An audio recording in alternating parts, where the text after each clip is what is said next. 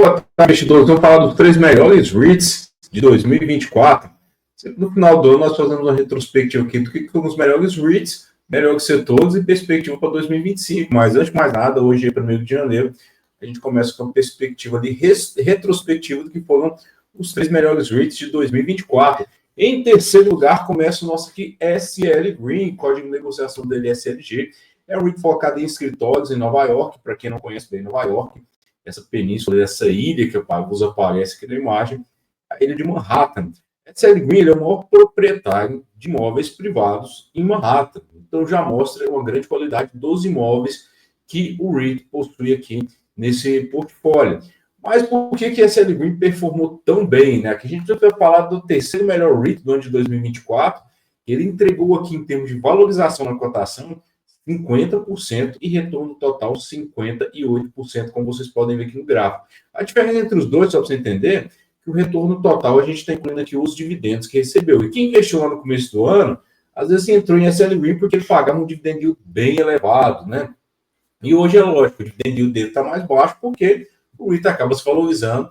Dividend yield é uma métrica que caminha ali com a correlação negativa em relação à cotação dos ativos, né? No caso aqui de SL Green, por que ele performou tão bem? A gente precisa explicar isso aqui, né? Nós tivemos um ano de 2023, até 2024, com aquela perspectiva de queda nas taxas de juros, mas com taxa de juros ainda muito elevada nos Estados Unidos. O setor de escritório é um setor que sofre muito, né? Porque desde a pandemia nós não tivemos um retorno total para as atividades de escritório. O home office ainda prevalece. A taxa de circulação dos escritórios na cidade de Nova York ainda está ali na casa dos seus 50%, 60%.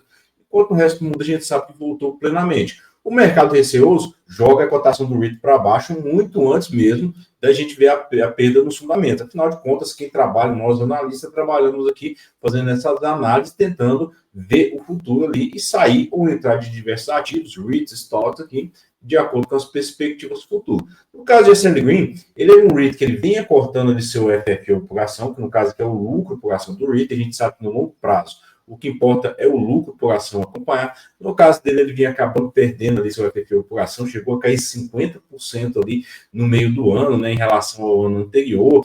E não só isso, o maior risco que nós tínhamos em SL Green era o fato dele ter grande parte da sua dívida, mais de 60% da sua dívida no início do ano, em taxas flutuantes. Em um ambiente onde essa perspectiva de queda de taxa de juros, ela começa ali a ser preocupante, né? Isso aconteceu, nós tivemos muita atenção durante o ano sobre essas quedas nessas taxas de juros. Um REIT que tinha tanta taxa de juros flutuantes acabava sendo um risco muito grande para os investidores. E nós tivemos a cotação de SL Green muito comprimida ali ao longo no começo do ano de 2024. E é lógico, o REIT conseguiu melhorar ali seus fundamentos, ele conseguiu diminuir muito a quantidade de dívidas que ele tinha em taxa flutuante, conseguiu, inclusive, fazer aquisições no final do ano e aumentar a sua orientação de crescimento para 2025. O mercado se empolgou com isso. Afinal de contas, o que importa para nós é se o REIT vai cortar dividendos. Ele já fez 2 cortes de dividendos ali nos últimos 3 anos. E como a gente começa a perspectiva de que o REIT vai conseguir manter os seus dividendos e até talvez ali crescer os seus dividendos, o mercado corre para ele, né? E como ele é um REIT que tinha uma simetria muito grande, a sua cotação acabou subindo, ele se valorizou muito. Nesse momento que eu vos falo, que ele inclusive é um REIT que não está sobrevalorizado, ele tem potencial de se valorizar mais ainda do que a gente tem hoje, mas é lógico que nós precisamos considerar todas as incertezas que nós temos no mercado, principalmente em relação a essa queda nas taxas de juros. E aí o investidor pensa, né? Eu comprei a SL Green e me dei muito bem, você acabou se dando muito bem, né? Mas a verdade é que a SL Green, eu coloco em cotação aqui desde o seu IPO lá nos anos 90, nós vemos que lá em 2006 ele bateu a sua máxima de $165 por ação. Veio a crise do subprime, ele despencou, né, ali em 2008, 2009, voltou a se valorizar ali até meados de 2015, mas desde então ele nunca mais bateu aquela cotação de $175. Então, olhar para esses gráficos aqui com aquela mentalidade de que se chegou a 165 um dia vai voltar, pode ser que não aconteça, tá? Mas a verdade é que hoje sim ele ainda tem a cotação dele está muito sobrevalorizada do que seria o seu preço justo, principalmente o valor dos seus ativos ali, que são de altíssima qualidade.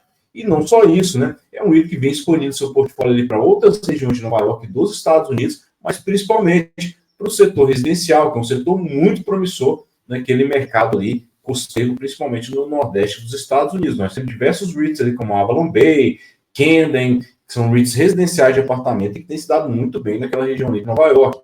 Então, o portfólio de SL Green, essa transformação, essa mudança dele, pode trazer muitos benefícios futuros para os REITs. O seu balanço melhorando, principalmente para o nível da sua dívida melhorando nos próximos anos, nós temos potencial sim de ver esse REIT ainda se valorizar mais, né? Mas isso depende muito agora da gestão do REIT. Mas dos 3 REITs que eu vou falar aqui, eu diria que ele ainda é o mais interessante. Vou falar aqui do segundo colocado, Net Lease Office Property Income. Esse REIT, quem te investir em WP Carry ali, se você olhar lá na sua corretora, às vezes você nem percebeu, mas esse REIT está lá. Ele é o NLOP ali.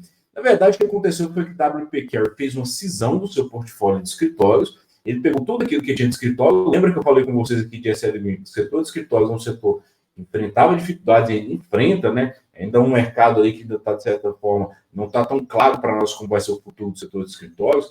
Mas no caso aqui de WP Carey, ele queria se desfazer de todos os seus imóveis de escritório. Ele simplesmente pegou, dividiu ali o REIT e passou todo o portfólio que ele tinha de escritório para esse novo REIT, que é o NLOP. Se você investir em WP Carey até final de 2023, você recebeu também ali parte das ações de NLOP. Se você não vendeu, ainda está lá, né? A verdade é que hoje ele é um REIT de escritórios que tem cerca de 45 escritórios, né?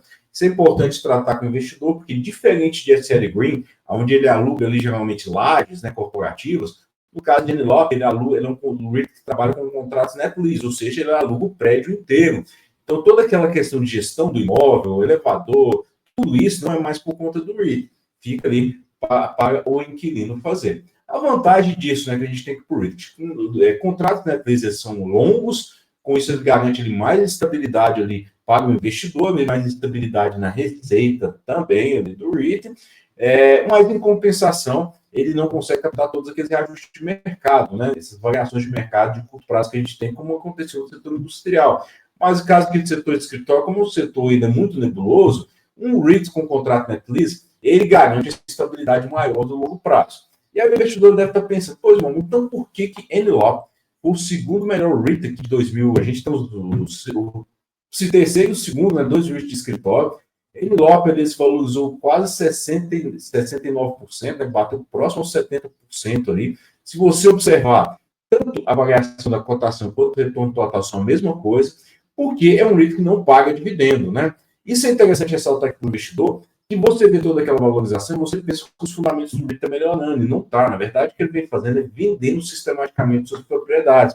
Como eu mostrei aqui na imagem anterior, o que a gente observa é que, em que pese ele seja um REIT de contrato net lease, grande parte dos seus contratos tem um prazo de vencimento muito curto, né? Seu maior inquilino ali, que é a KBR, no Texas, por exemplo, tem 5,7 anos de contrato de vencimento. A gente tem alguns inquilinos lá embaixo com média de contrato de 3 anos, ou menos de 8 meses. Então, isso acaba gerando uma preocupação no mercado, porque, diferente de uma laje corporativa, onde você mantém o prédio, aluga ali duas, 3 lajes, nesse caso aqui, se você tiver o imóvel de volta, você vai receber ele todo, como a gente fala na minha terra, é porteira fechada, que, então, por um lado é bom, mas por outro, o risco do REIT aumenta também. E esse REIT ele vem fazendo uma venda sistemática dos seus imóveis. E aí o investidor pergunta, por que mesmo vendendo os seus imóveis, os seus fundamentos caindo, receita caindo, FFI população caindo, ele é um REIT que ainda se valorizou tanto durante o ano de 2024. A verdade é que quando o WP Carey fez ali o seu IPO, o REIT acabou oscilando ali, né, tendo uma queda ali de curto prazo, mas fato interessante é que mesmo assim, ele é um REIT que ele é negociado com desconto no seu valor patrimonial, em torno de 26%. Isso quer dizer que para cada dólar de ativo que o REIT tem, de imóvel físico, descontando a dívida, lógico, é como se ele tivesse sendo negociado ali em torno de 70 centavos. Quem gosta de fazer arbitragem acaba buscando esse tipo de REIT aqui para poder arbitrar essas valorizações de curto prazo. Porque como ele é um REIT que vem vendendo sistematicamente seus imóveis no curto prazo, né? E esse valor patrimonial, essa NET, que inclusive a gente oferece para todos os investidores do nosso site. Se você é assinante, tem lá o valor patrimonial de todos os REITs, né, disponível para vocês.